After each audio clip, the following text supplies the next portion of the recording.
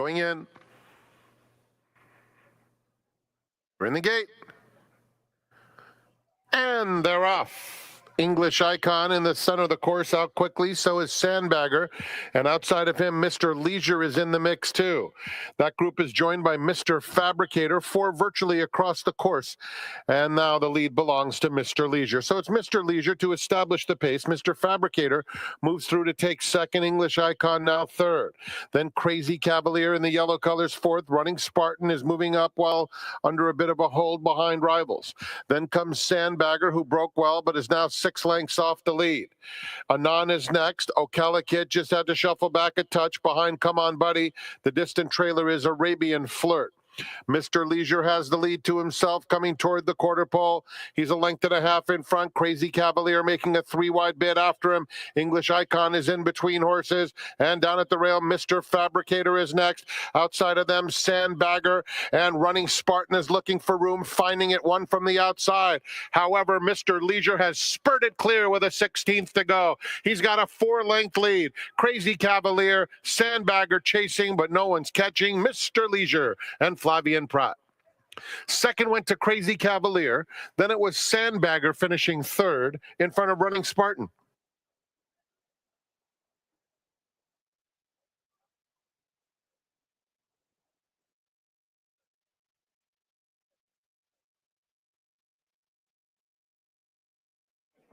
We're in the gate.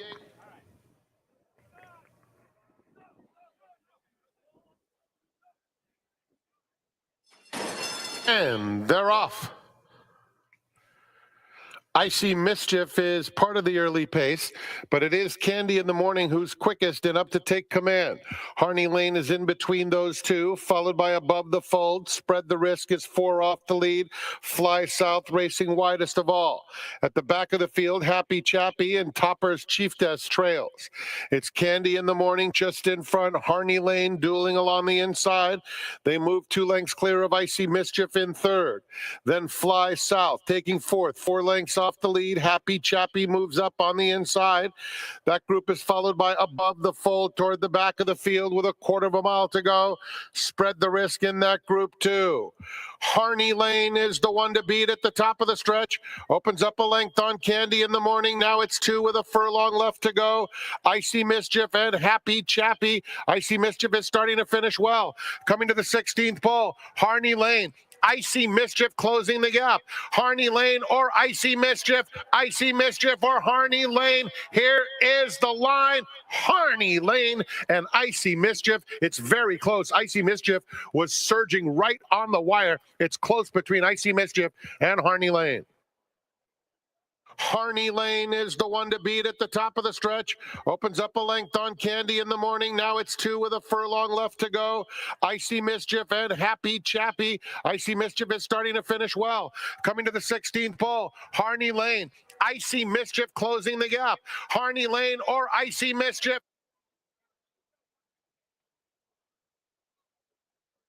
Sean helped over to the gate. Goes in. And they're off. Joint Venture is sprinting out for the lead, ready to pounce. Leia's Candy comes away between those two. Touchdown Brown. Mongolian Max, Tyshawn, and Cool Wind is at the back, already 10 lengths off the pace. They move toward the 6 furlong pole, and it is Joint Venture leading by just about a half length. Leia's Candy applies some pressure in second, then ready to pounce together with the favorite Touchdown Brown. Third and fourth and 2.5 lengths off the lead. It's a gap of 5 back to Mongolian Max. Inside Tyshawn, Cool Wind, the distant trailer. Past the 5/8 pole. And it is Joint Venture on the inside, continuing to be pressed by Leia's Candy and Neckaway second. Touchdown Brown's Greyhead into third. Then comes Ready to Pounce on the inside, keeping pace fourth. 7 lengths back to Mongolian Max and Tyshawn, and still a long way to Cool Wind. They have 3/8 mile to go. It's Joint Venture holding on to the lead, but here's Touchdown Brown. And Touchdown Brown cruises up alongside and takes the lead midway on the far turn. Touchdown Brown, the new leader, with a 1/4 mile to go. Joint Venture at the rail. ready to pounce, trying to mount a bit of a bid on the outside of Leia's Candy.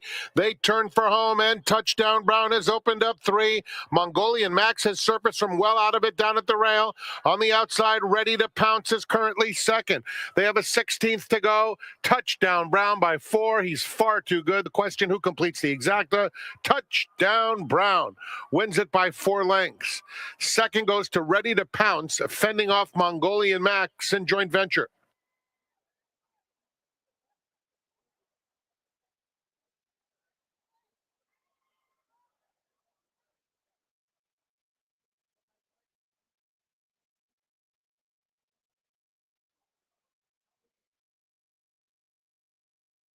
Thirsty Vision completes the lineup.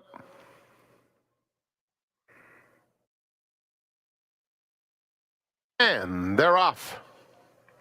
Avotrasante is showing good speed, so is Laszlo on the outside. Typhoon Tommy is down on the inside with those red blinkers, and Typhoon Tommy is up to take the lead. It's a factor between horses. Avotrasante is 3 deep, and Laszlo gets the perfect spot, moving over to the rail and tracking that trio. At the back are Earned Not Given and Thirsty Vision. 6 lengths covers the field. They move on to the backstretch, and it's Typhoon Tommy leading the way by a length and a half. It's a factor alongside Avotrasante 3 deep. Laszlo is 4th and 3 lengths off the lead. Earned Not Given is a length and a half behind him, and Thirsty Vision continues at the back. Typhoon Tommy to the half-mile pole. The controlling speed takes them along a length and a half still to It's a Factor in second. Avotrasante and Laszlo. Laszlo takes third, moving through along the inside. Just behind that pair, Earned Not Given, and another 3 to Thirsty Vision. Midway on the far turn, Typhoon Tommy, his lead down to a length. It's a factor. Just behind them, Laszlo looking for room as Earned Not Given tries to get the jump on him by going wide there at the top of the stretch. Earned Not Given taking aim at Typhoon Tommy. Laszlo is down on the inside, finds a spot now, and the 2 favorites square off with a furlong left to go. Laszlo and Earned Not Given. Laszlo just in front. Earned Not Given trying to match strides. Earned Not Given or Laszlo. Earned Not Given, Laszlo, and Earned Not Given. Noses bobbing up and down. Typhoon Tommy was third.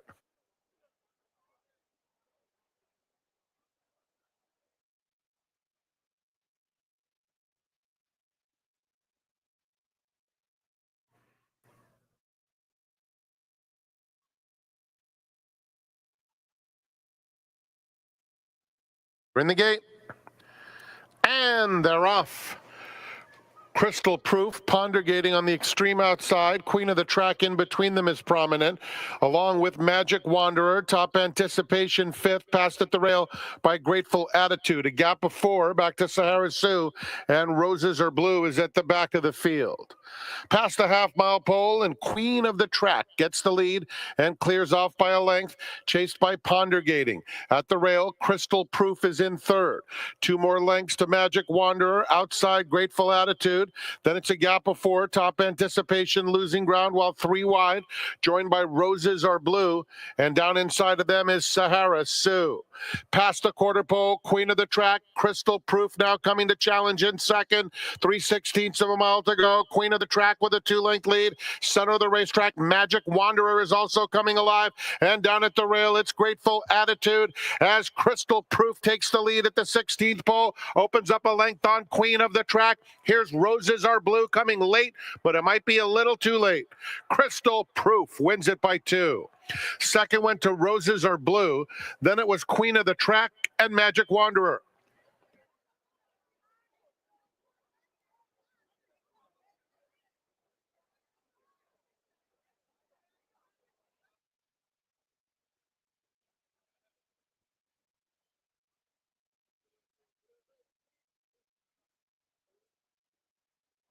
Guinea completes the lineup.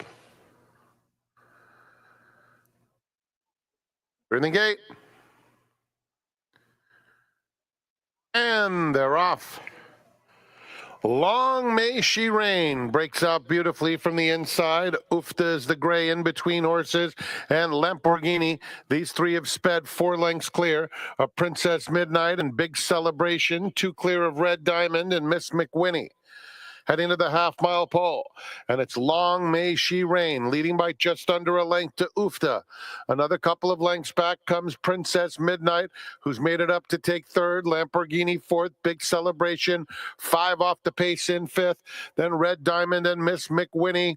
Rounding the turn, Long May She Reign, now trying to stretch that lead out, has it a length and a half over Ufta. Another 2 back to Princess Midnight. Lamborghini is outside of her. They're at the top of the stretch. Long May She Reign. Ufta now just drifting about. Down at the rail comes Princess Midnight. Between those two, Lamborghini is set down, making some headway. And from the back, Miss McWhinnie, 16th pole, Long May She Reign. Lamborghini's coming, and Lamborghini's got her. Lamborghini, hand-ridden to victory, wins it going away. Long May She Reign was second. Then it was a photo, Big Celebration over Miss McWhinnie.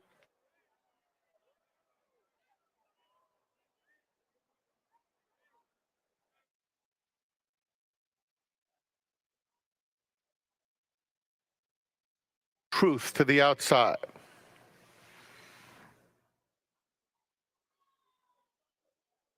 They're in the gate. And they're off. Very even start. Chilean Bride in the center of the racetrack, headed now by Thirsty in Vegas. Night with Lewis is now up in to take second. Thirsty Mama third, Liquid Spirit to their outside fourth. Chilean Bride now fifth, 4 lengths off the lead. Then Princess Daddy, A Kitten for Sue, 6 off them. Another length back to Faithful Truth, who's 4 clear of Rhythm Girl. They're heading toward the 3/8 pole, and it's Night with Lewis and Thirsty in Vegas continuing to do battle up top. 2 more to Thirsty Mama in third. Outside of her comes Liquid Spirit. Princess Daddy is down at the rail, 4 lengths off the lead, as Night with Lewis has put away Thirsty in Vegas with a 1/4 of a mile to go. Night with Lewis turns for home with a 2-length lead. Thirsty Mama, Liquid Spirit at the rail, Thirsty in Vegas. Behind them, Princess Daddy angles to the center of the racetrack. There's an 1/8 of a mile to go. Night with Lewis has a 2.5 length lead. Thirsty Mama, Liquid Spirit chasing. Night with Lewis keeps going, and Night with Lewis is far too strong. Wins it by 3 lengths. Liquid Spirit was second. Princess Daddy a rallying third. Thirsty Mama fourth.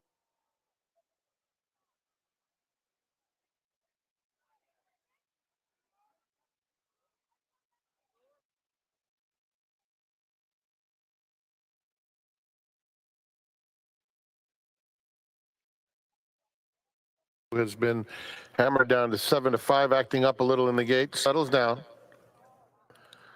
Still a little restless.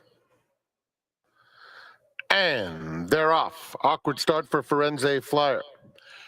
It is a very quick beginning for Pura Vida Princess. Lila matches strides through the early stages, and Watershed Moment comes away in third.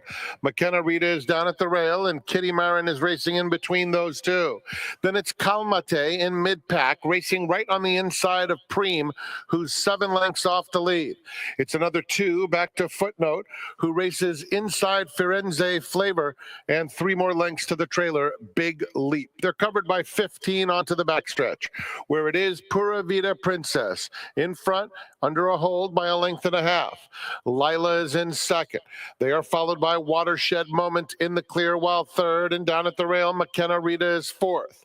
Kitty Marin is racing in between those two with a 1/2 mile left to travel. It's another 3 to Calmate, racing inside of Preem. That pair is followed by Firenze Flavor, who's still 9 lengths off the leader at the rail. Footnote, and Big Leap continues to trail. Pura Vida Princessa takes him to the quarter pole with a 1.5 lengths advantage. Lila second most of the way. Another couple of lengths back to Kitty Marin, who's in between horses third, as McKenna Rita losing a little ground in fourth. They're at the top of the stretch, and it's Pura Vida Princessa lead a length. Lila chasing with determination in second. Out in the center of the course, Firenze Flavor is now really taking off. And here comes Firenze Flavor, erupting in the center of the course. Tons the best under her Italian jockey Umberto Rispoli. Lila was second. Pura Vida Princessa finished third, and it's a photo for fourth between Kalmate and Big Leap.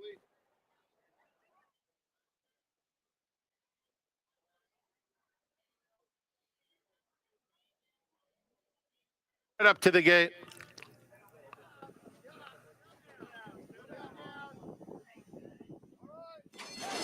And they're off. Honeymoon Suite is going out for the early lead. Navy Man, Saltwater Cowboy, who did not have a good beginning, moving into contention, and Duran sprints up faster than all. So it will be Duran to set the pace, and Honeymoon Suite keeping him company. The pace is very honest. Navy Man in the pink silks by himself in third, and Saltwater Cowboy now fourth. Another two back to Last Call London, who's followed by Lone Scout toward the back of the field, more than 10 off the lead.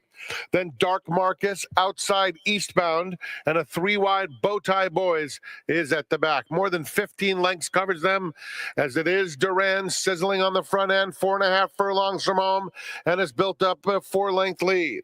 Honeymoon Suite second by the same margin. Then Navy Man and Saltwater Cowboy stride for stride, third and fourth.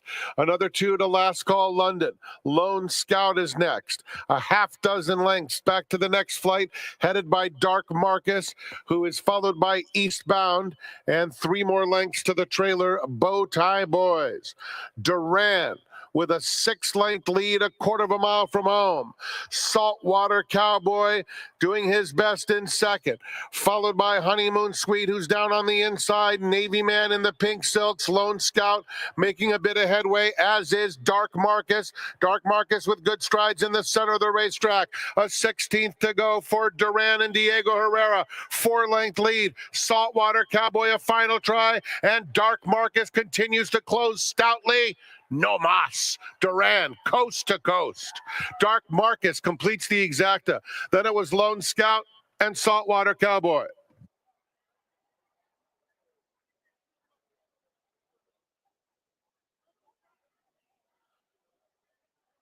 Does draw in.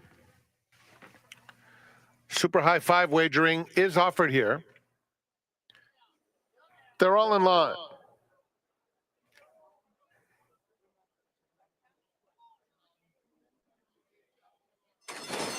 And they're off.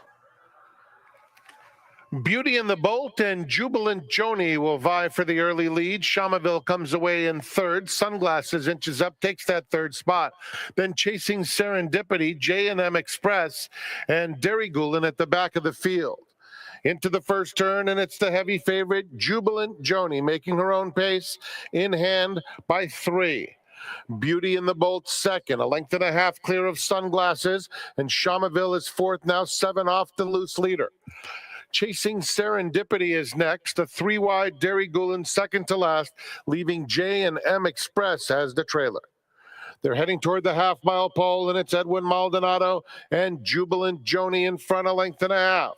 Sunglasses makes an early bid into second. Down at the rail, Beauty in the Bolt now third, 2 lengths clear of Chasing Serendipity. Down at the rail, Shamaville, Derrygoolin outside of that pair, and 4 more to J&M Express. It's Jubilant Joni rounding the far turn, untroubled thus far, still maintaining a 3-length lead. Beauty in the Bolt trying to reclaim second. Chasing Serendipity moves up outside Sunglasses. Then Shamaville, top of the stretch, and Jubilant Joni's in front by 4 lengths. Asked to finish the job now. Beauty in the Bolt at the rail. Here's J&M Express closing very nicely. J&M Express is 4 lengths behind Jubilant Joni, though. Jubilant Joni takes them all the way and scores by 2.5. J&M Express an eye-catching second. Then it's a tight photo for third, very close indeed, between Beauty in the Bolt and Chasing Serendipity. Shamaville completed the super high five.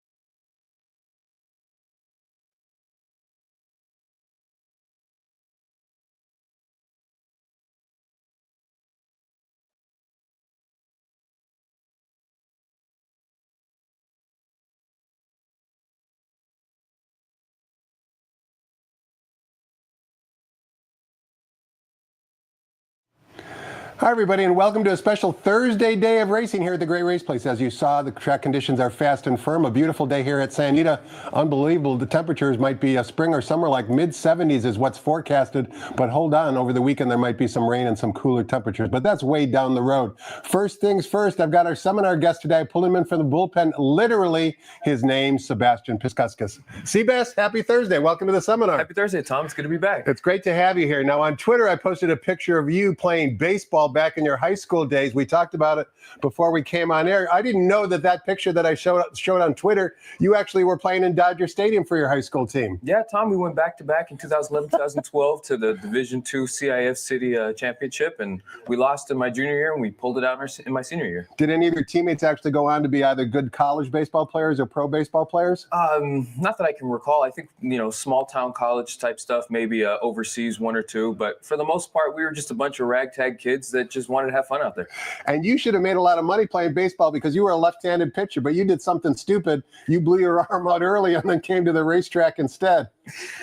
I was destined to be here, Tom, so who needs a shoulder anyway? It's been, 12, 13 years? I'm fine. Don't worry about it. Does it still give you some pain or anguish? I mean, are you in do you need to put a Bengay on there every night before you go to bed? As long as I don't have to throw anything, I'm good to go. So, but up to 90 feet. After that, I'm in trouble. Sometimes you're ready to throw punches at some of your fellow employees, aren't you, depending if they step out of line, or maybe even some customers? Boss, I don't know. I have no comment in regards to that statement. Thank you. Well, the customers can sometimes be, let's face it, the customer's always right. Of course. And always. You deal with the customers on a very extensive basis. You're the brand and loyalty ambassador here at Santa Anita. Tell us what that job entails. It entails everything, Tom. It does, including being my gopher. 100%. Look, I'm a jack of all trades, do it all. My job is to keep the customer happy and by any means necessary, really, and to oversee our, loyalty and marketing department and hope for the best. Now, you work at the Thoroughbred Center quite a bit and you have to interact with the patrons who are on track. You've been busy giving all sorts of stuff away free of charge. Tell us about the calendars, the jackets, the blankets, the Seabiscuit pins. You're like a flea market over there. Oh man, look, everything we try to do right by our customer. We give away a bunch of stuff. We gave away a jacket earlier in the meet. That's gone already. We still have the Seabiscuit pin, $50 with your wager rewards card, or make a $25 donation to Thoroughbred Aftercare. And it's important that they have an express bet wagering card as well. That's really what we're trying to promote is if you can't come to the track, then use your wagering card and play either online or through the phone. That's absolutely right, yeah. As long as you're firing, I'm more than happy to have you here, but as long as you're firing, it's all good. Speaking of firing, you've been known to step away from the desk and make a wager or two. We're only basically 3 weeks in because we had to miss 1 week due to the wildfires. During that short time period, Sebastian, maybe what is the best highlight you have from a wagering standpoint, you personally? Maybe not so much from a wagering standpoint, but my highlight is being here every day, Tom.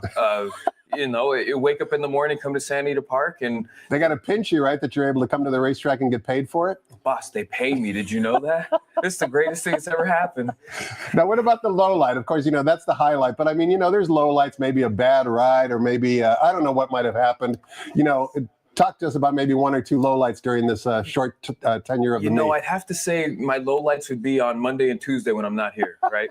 So anytime I'm here, it's a good day. And anytime I'm not here, I wish I was. So I'm going to get you to answer this question one way or another. Here's another question I'm going to throw you.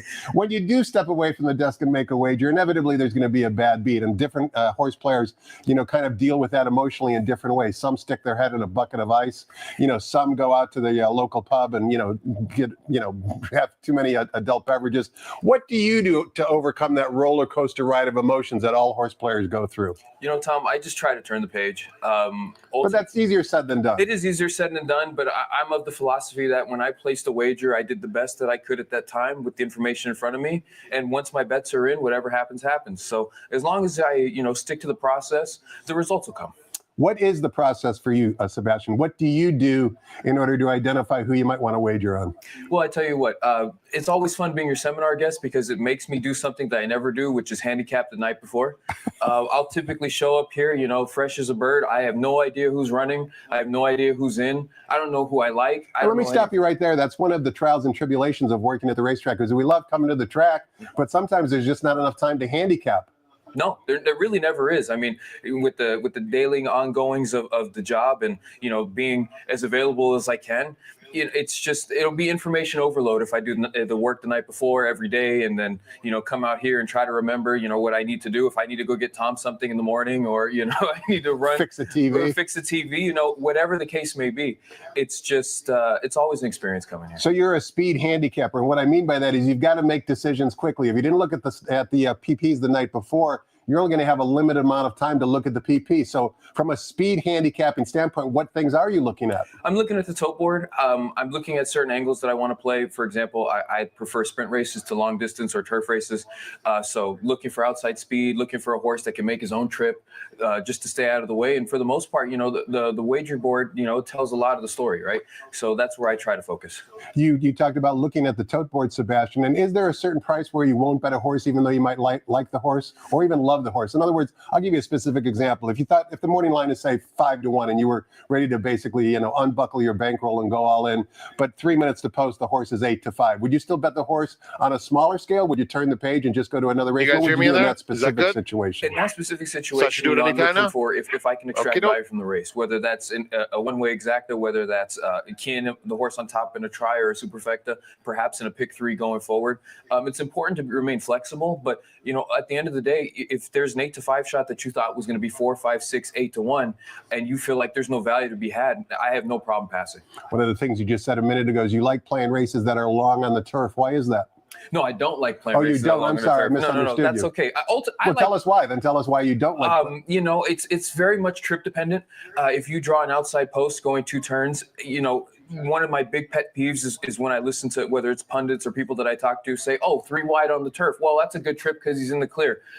No, physics exists, right? And so physics exists, especially on turf races, but on the dirt, since everybody's coming home the same rate of speed at the end of the race, it matters less than in a turf race where everybody's sprinting that final quarter. Would you say that you have a photographic memory memorizing some of the races that were run previously? I wouldn't say that I have photographic, but I definitely have like a mental Rolodex. And so if I see a horse's name or perhaps a connection, right, maybe Silks might jog my memory.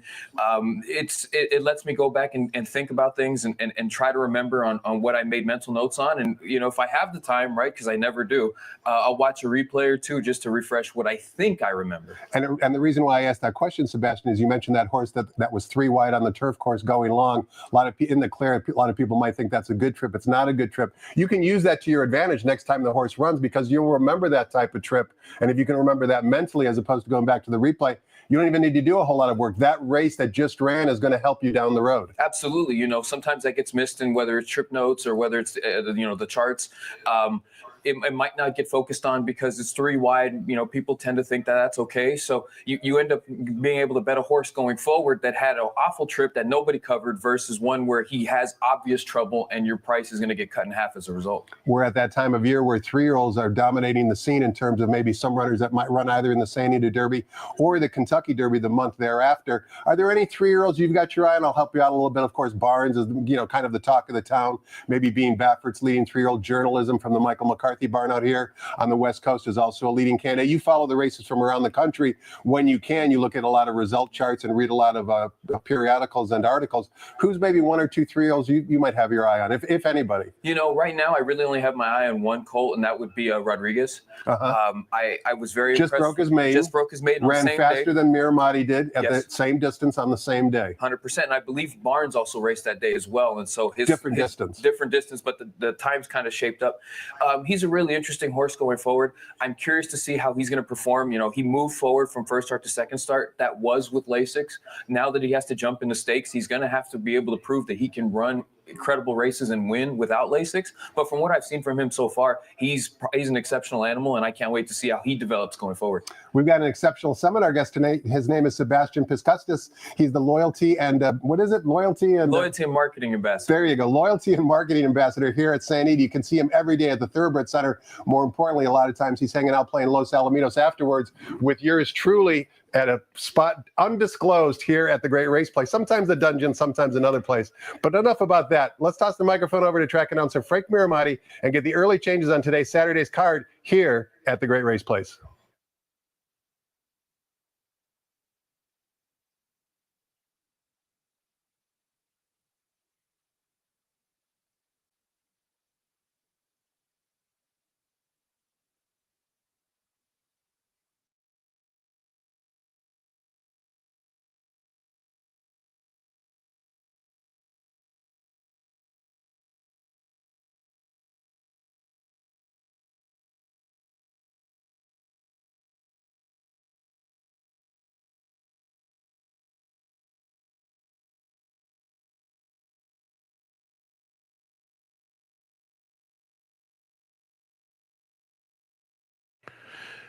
Good morning, ladies and gentlemen, and welcome to Santa Anita Park, the great race place.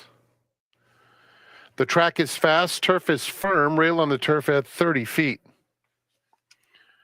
Here are the early changes, several jockey changes on today's card.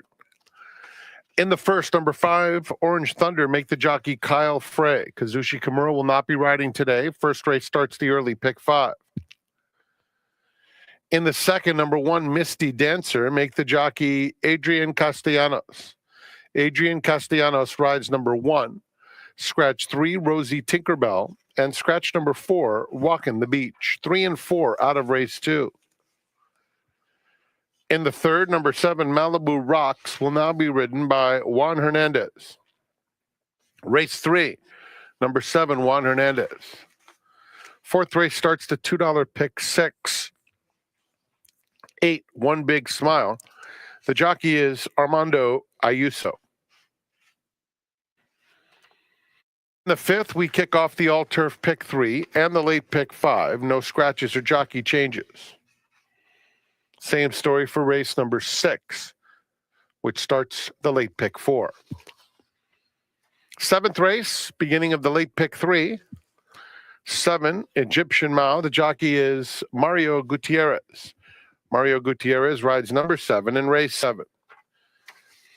8th is the beginning of the late double. Number 5, Big Pop, the jockey Ricky Gonzalez. And in the 9th, Super High 5 wagering is offered. Number 6, Bolt Supremacy, now ridden by Kyle Frey. Those are the changes on today's program. Enjoy your day at Santa Anita Park. Post time for the first is in 58 minutes at 12:30. At this time, we go back to Quigley's Corner. Tom's special guest today is Seabass, Sebastian Piscuskas, Santa Anita Loyalty and Marketing Ambassador. It's Seabass Thursday at the Great Race Place.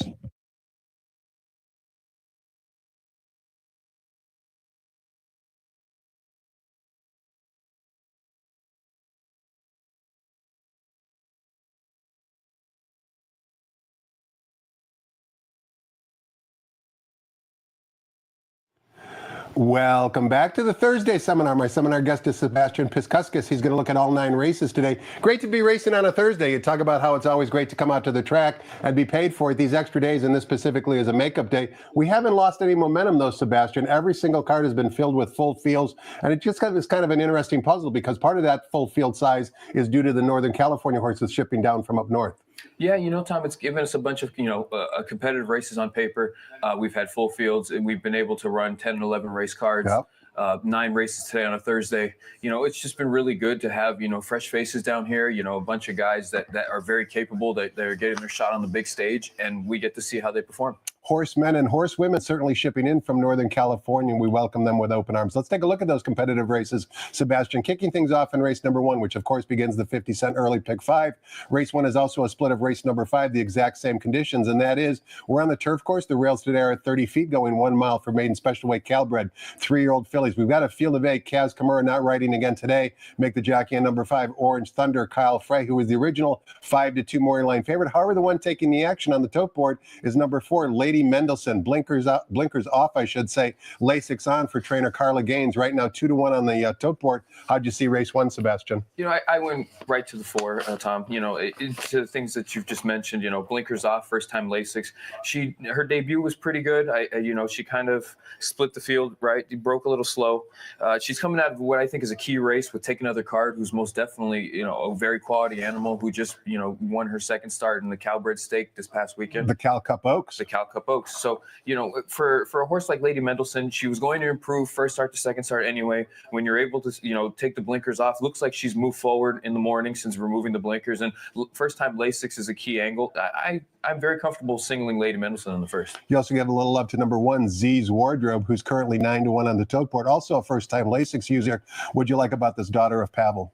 Her debut was just a kind of a race around the track, right? And then they threw her to the wolves in the Soviet problem. She gets Lasix. She gets to go 2 turns on turf. I think it's just a bit of a stab, but horses like this, they tend to improve.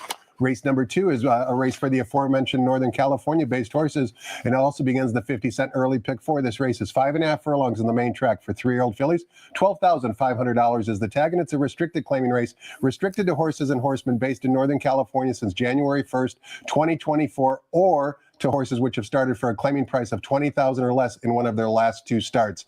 Take out both numbers 3 and 4, leaves us with a field of 5. Number 1, Misty Dancer, now being ridden by Adrian Castellanos. The morning line favorite is, or the likely morning line favorite, I should say, before the revised morning line comes out, is number 7. Autism Inspiration, 3-1, likely to go lower. Talk to us about race 2, Sebastian. In race 2, Tom, I ended up on the 5, Sensational ZZ. She broke her maiden on debut, and maybe fooled me a little bit, thinking that she would be able to move forward into more well-rounded animal. Fooled her connections too. Did she win the Everett Nevin in her next start? I mean, she's just kind of been running against much tougher and probably just over her head.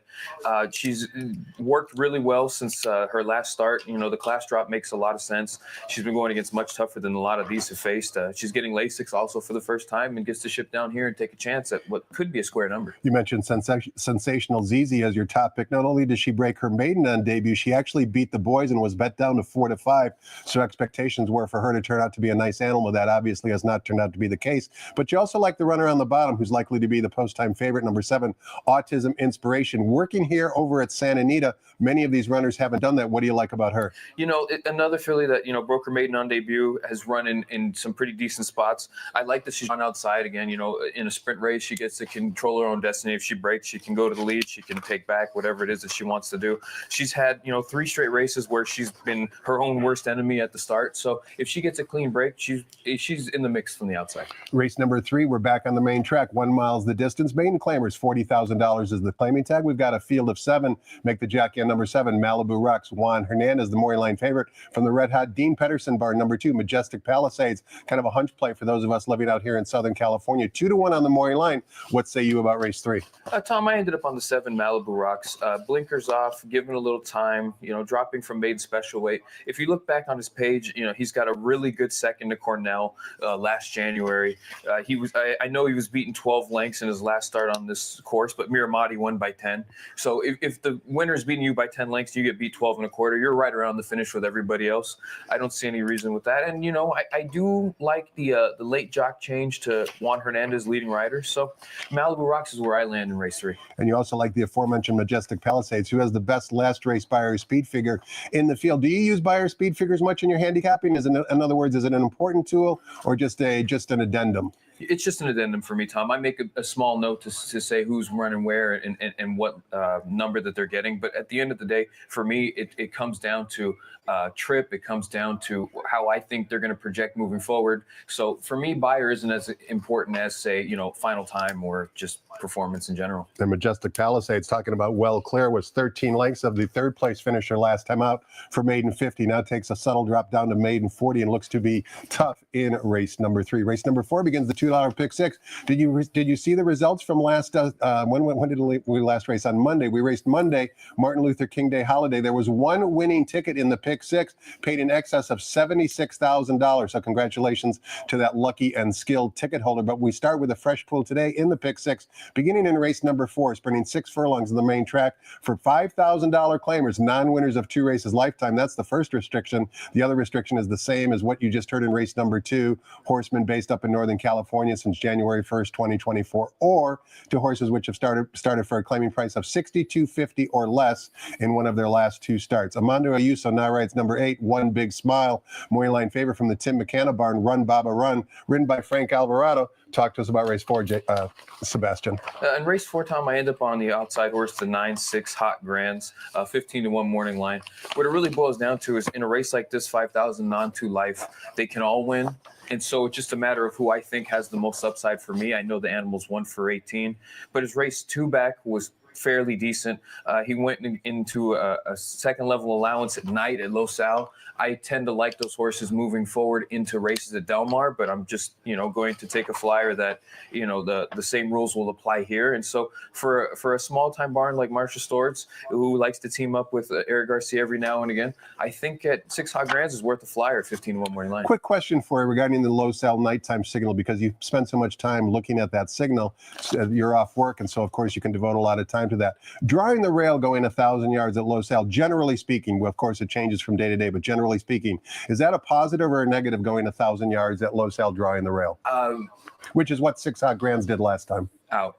When you draw the rail at Los Al, if you don't have superior speed to your opposition, you end up running into where the Los Al chop going into the far turn, where the horses on your outside are going to cross over on you, and it's not so much interference as, again, boss, physics, right? They're going faster than you are into a spot, and you've got to navigate a much sharper turn than they do. You just get into trouble that way. So for a horse like six hot grands who gets to go outside versus having drawn the rail in his last 4, we're going to see what he's got and what he's made of today.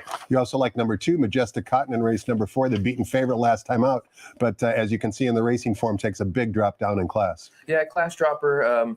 That's really what it boiled down to for me was he shed the blinkers last time. I think second time no blinkers, he's going to move forward. But it's that tumble down the class ladder that makes him live for me. As mentioned previously, race number 5 is a split of race number 1. It also begins the 50-cent late pick 5, as well as a $3 all turf pick 3, and we're going 1 mile on the turf course for maiden special weight Calbred 3-year-old fillies, a field of 8. The runner on the bottom, number 8, Maria Tall Chief, is the 2-1 morning line favorite. Good workout reports, bad post. What say you about race 5? Good workout reports from Maria Tall Chief. Not the worst post, but not the greatest. I put her underneath the number 6, Big Whoosh. Another one coming out of the Take Another Card sweepstakes. She was finishing late. I think the stretch out's going to be really good for her. Her mare, Sikatana, she was a nice mare in her own right. So Mr. Big out of Sikatana moving forward. Leonard Powell's been very sharp this meet so far. I like Abel Lascano. I think he sits well on a horse, and he gives him the best chance, and he finishes really well. So for me, first time Lasix on Big Whoosh coming out of a race where the winner is a stakes type, I'll take a stand right there. It's interesting. I like the same filly in race number 5, Sebastian. Here's the reason why. In DRF Formulator, you can kind of cut and dice a lot of different angles. And what I did for Big Whoosh is for trainer Leonard Powell, put in first time Lasix going sprint to route on a turf course, as well as for maiden special weight category. And in all of those different categories, when you combine them together, trainer Leonard Powell does exceptionally well. I think 7-2 is a very generous price. We'll see if perhaps she goes off at a shorter price, but she's one of my better plays on today's card. Race number 6 begins the 50-cent late pick 4, sprinting 5.5 furlongs on the main track. For maiden claiming Calbred, 3-year-old fillies in for a $50,000 tag. We've got a field of 8. Before we get your thoughts on the race, 4-5 favorite on the bottom, Spotted Haze, a first-time starter. That must mean that the workouts are pretty good. So rather than believe any workout reports, let's take a look for ourselves, courtesy of our friends at xbtv.com. This is the workouts for Spotted Haze, who's going to be on the outside. The thing that I wanted to bring your attention to is the workmate. The workmate, Chaparral, actually debuted just a few days ago for trainer Jeff Mullins, who also trained Spotted Haze, and earned a Beyer speed figure, finishing 3rd of 59. Now, as you go back to the past performances while we're watching the workout, take a look at all the other runners in race number 6 today. None of them have even come close to running a Beyer speed figure of 59. If Spotted Haze can basically duplicate this workout, which I think she's going to be able to do, then I think she's going to be very tough. It's one of the reasons why I believe Jeff Siegel made her such a short price, because as we continue to watch the work, Spotted Haze basically is head-to-head, nose-to-nose with Chaparral. Chaparral, by the way, debuted in a maiden special weight event. Today, Spotted Haze debuts in a maiden 50 event. I know you watch a lot of workouts as well, Sebastian. It is really a great tool for us handicappers. We're spoiled out here in Southern California because a lot of other circuits don't have a tool available to them like this. Absolutely. XBTV is a wonderful tool for the horse player. You're able to, see things that you obviously can't see in form. You'll get to see how a horse travels, in different spots. If they're being asked towards the wire, if they broke well out of the gate for a gate work, it gives you so much insight and so much access to stuff you wouldn't normally be privy to unless you were here in the morning. It's not how fast they go, it's how they do it. And that's certainly one of the things you can look at absolutely free of charge at xbtv.com. Well, I talked about Spotted Haze perhaps being a single. It looks like you're all in on her as well. Yeah, I'm not going to reinvent the wheel here. It's like I talk about. I like in sprint races, horses on the outside that can control their own destiny. But she's a half sibling to several quality horses. She's got a strong work tab. Jeff Mullins it might be between him and Mark Glatt, the two hottest trainers on the grounds. Dean Peterson says hold my beer, but yes, you're right. Those three are definitely Dean, red hot. My apologies. I know you're rolling too. It's just in this spot here, right? Like everything that's going in Spotted Hayes Connections just towers over the field that she's competing against, and so it's another one of those wagering conundrums where it's either you single this filly who's going to be 2-5, or you try to beat her. And when I look at the rest of the field, I go, I'll just single her 2-5. Race number 7 begins the new and popular $3 late pick 3 with a reduced 15% takeout. Thanks to all of you who are warmly embracing this wager. It makes a lot of sense because it's a higher minimum with a lower takeout. The $3 late pick 3 begins in race number 7 today. We're coming down the Hillside Turf Course for fillies and mares. It's an allowance optional claiming race for non-winners of one other than. Field of 7 make the jockey on number 7, Mario Gutierrez. Jeff Mullins runs 2 in race 7, including the morning line favorite, number two, Queen Maxima, who's 7-5 on the morning line. Before we get your thoughts on the race, Sebastian, I want to watch a replay way back on September 28th. If you look at Queen Maxima's past performances, that's her race 3 back when she came down the Hillside Turf Course in the Unzip Me. She's going to break from the far outside post. It's actually going to be post number 14. And take a look at who won the race going wire to wire. Tupi, who just came back over this past weekend to win another stakes for Graham Motion here at Santa Anita. So this was an excellent effort by Queen Maxima. Let's listen to track announcer Frank Miramati describe the action and watch Queen Maxima break from post position 14. And they're off in the Unzip Me Stakes, presented by Thoroughbred Aftercare Alliance. And a smooth beginning for Tupi, who will go straight to the front. Wrigleyville is up close in the early going. And they're joined by Omaha Girl, who's now racing in the 3rd spot. Alluring is in between horses. And down on the inside comes Visually, a close-up 5th, just 3 lengths off the lead. It's 2 more back to Queen Maxima, outside Roberta's Love. Then Sea Dancer, who hopped at the start, is now 10 lengths off them. The 2 trailers are Golden Canary, and Zona Verde is at the back of the field. Coming toward the quarter pole, and it's Tupi sailing along, unchallenged, has it by 2 lengths. Wrigleyville in 2nd, Omaha Girl along the inside, Purple Silk's 3rd. Queen Maxima moving up on the outside of Alluring. As they come to the quarter pole, it's still Tupi in front, chased intently by Wrigleyville in 2nd. Out in the center of the course, Queen Maxima and Alluring running a good race. Down on the inside comes Omaha Girl. It's Tupi with a 3-length lead. Queen Maxima is starting to gather some momentum. Tupi still handwritten late. Queen Maxima game, but second best.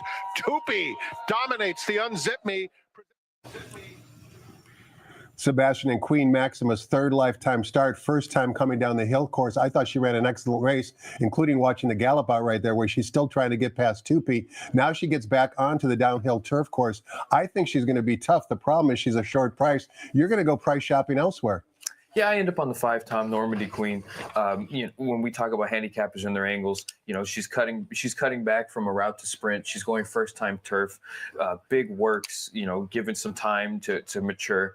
Her debut, she caught 2 greatest stakes fillies in Hope Road and 1 Magic Filly. So her company lines are there. Her performances are there. The question mark now is the turf course. But Mark Glatt, like we just talked about, one of the hottest trainers on the grounds, and he teams up with Mike Smith, and they've got a really nice filly in their hands to take their chance against another quality filly in Queen Maxima.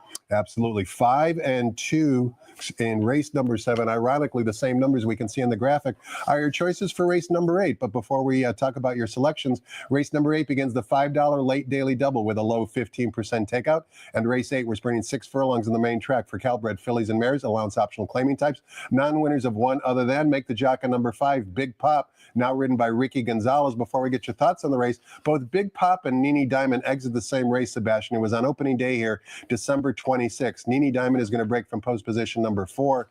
Big Pop's going to break right inside of her from post position number 3. They finished both 3rd and 5th.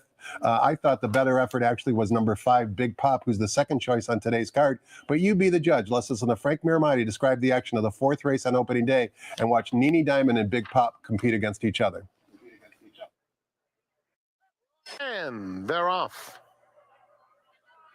Quick start for Nini Diamond. Barbera, Lady Marianne is up in the mix too. And down at the rail, here's Big Pop in the red colors up to take the 3rd spot. Then comes Dendera, now racing in 5th on the outside of Lady Marianne. A gap of 3 back to Berry Valley. Stop Digging, and Tizzy Twister is already close to 15 lengths off Nini Diamond, who streaks past the half-mile pole, leading a half length, prompted by Barbera in 2nd. 2 more to Big Pop in the Red Silks 3rd. Then comes Lady Marianne and Dendera 5th, 3 lengths off the lead. Another 3 back to Stop Digging on the outside of Berry Valley, and Tizzy Twister far behind. Less than 3/8 of a mile to travel. It's Nini Diamond at the rail. Barbera just a head away. Those two stride for stride, and Barbera puts her head in front. On the back of the field, Stop Digging is launching a 5-wide bid. In front of her currently is Big Pop there at the top of the stretch. And it's Barbera, Nini Diamond, Big Pop, 3 lengths back to Stop Digging in 4th. Lady Marianne is down at the rail.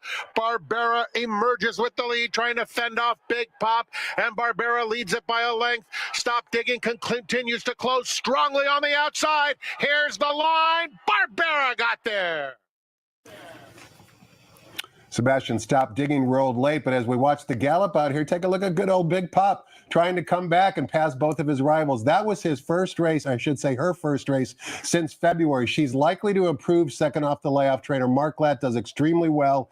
I just think all systems go here for Big Pop with the outside post. What say you? Oh, absolutely, Tom. Her comeback effort was sensational. She sat inside, she took dirt, she followed the pace setters, she tipped out, and she just kept trying every step to the wire. Maybe got a little flat late. That's probably, the 8-month layoff in tow, right?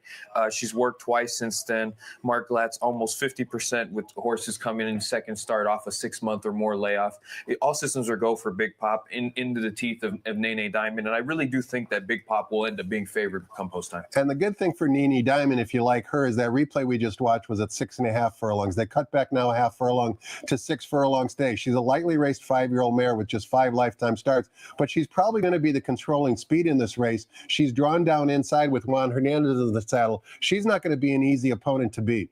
Yeah, Big Pop, given the trip that she got last time, I do think she's actually a lot quicker than it appears on paper. I think she controls her own destiny. I think she can press Nene Diamond. I think that a filly like Chasing Cat is not slow. No Cap wants to go to. There's what looks to be 3 speed horses and 2 closers, and one of the closers, Big Pop, can do it all. So if we were talking about like a product like Optics, for example, I think she's a big box in all 4 quadrants. We close out the Thursday card in race number 9, offering $1 super high 5 wagering. We're back on the turf course, sprinting 6 furlongs on the flat turf course for starter optional claiming types. A field of 8, number 6, Bold Supremacy. The jockey is now Kyle Frey. Drawn right inside of him, number 5, Oscar Joy is the 2-1 morning line favorite. 8 ways you can go here, Sebastian. Which way you going and why? I went to number 3, Handsome Ticket. He's a lightly raced 6-year-old who's making his 5th career start. His last start was really good, but for me, I saw him and just wrote layoff on my form. Mark Glatt's been exceptional with, like we just talked about. His horse is coming second off a layoff. His horse is coming off a layoff. This horse can control his own destiny. He's very fast. He can sit a small trip. He's lightly raced, and he's got a ton of upside. So Handsome Ticket for me is a very exciting animal at the end of the card, where he's 3-1, and I think you get every bit of that when you talk about having a class dropper like Oscar Joy drawn 2 to his right. He just is another horse that's going to take a lot of money. The class drop makes him very dangerous, but Handsome Ticket, I think, gets a square price because of horses like that in the race. Sebastian, you always set the perfect trip whenever you're my seminar guest, so thanks so much for your time and insight today. Always a pleasure doing these seminars with you. Keep up the great work here at the Great Race Place. We're better off having you as an employee here. I appreciate that, Tom. Thanks for having me. Appreciate all of you for watching as well. Hope you enjoyed it. Hope you have a great afternoon of wagering. Have some fun, and we'll do it all again tomorrow, Friday. 9 races, 12:30 p.m. first post.